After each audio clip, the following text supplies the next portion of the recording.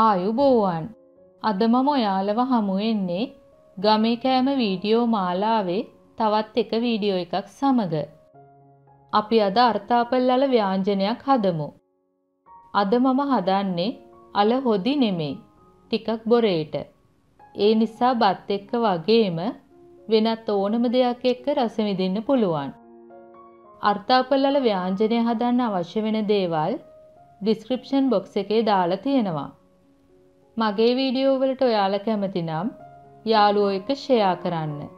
මගේ YouTube channel එකට subscribe වෙන්න. දැනටමත් subscribe වෙලා නැතිනම් පමණක් පහළ තියෙන රතු පාට subscribe button එක click කරන්න.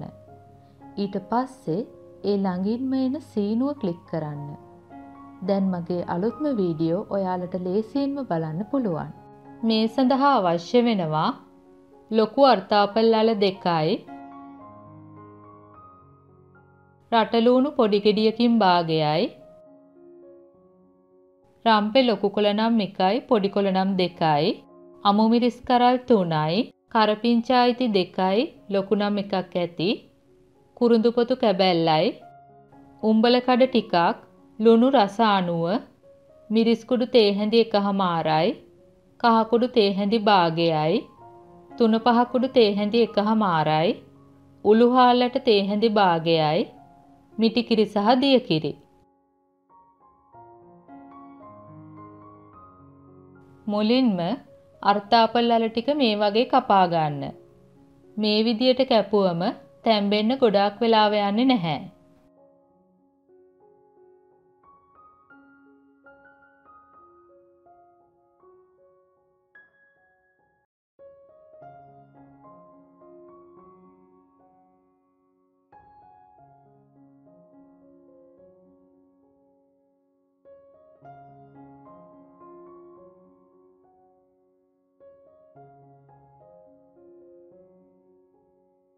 දැන් ව්‍යාංජනය හදන භාජනයට අල ටික එකතු කරන්න.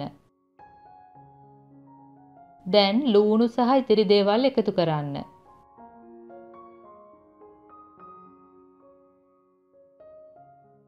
මුලින්ම දියකිරි ටික එකතු කරන්න.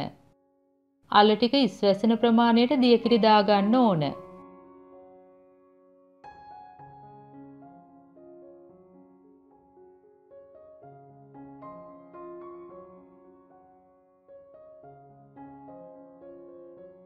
උළු හාල් එකතු කරන්න.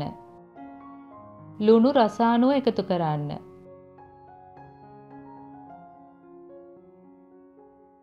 තුන පහ කුඩු කහ කුඩු සහ මිරිස් කුඩු එකතු කරන්න.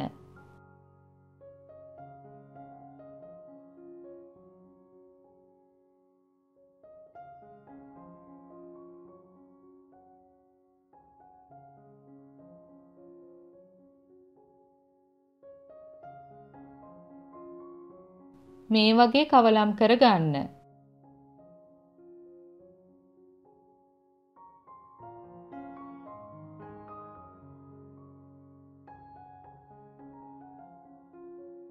දැන් ලිපේ තියලා පියන වහලා තැම්බෙන්න දෙන්න. මධ්‍යම ගින්දරේ තියන්න. ටික වෙලාවකින් අල ටික තැම්බිලාද කියලා බලන්න. දැන් තැම්බිලා තියෙන්නේ. ඒත් කිරි ගොඩක් තවම තියෙන නිසා ටිකක් හිඳෙන්න දෙන්න. දැන් මිටි කිරි මිලිලීටර් 200ක් විතර එකතු කර ගන්න.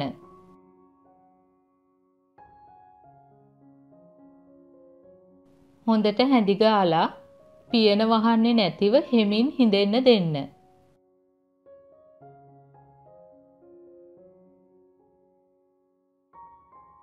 දැන් ලුණු රස බලලා අවශ්‍ය නම් එකතු කර ගන්න.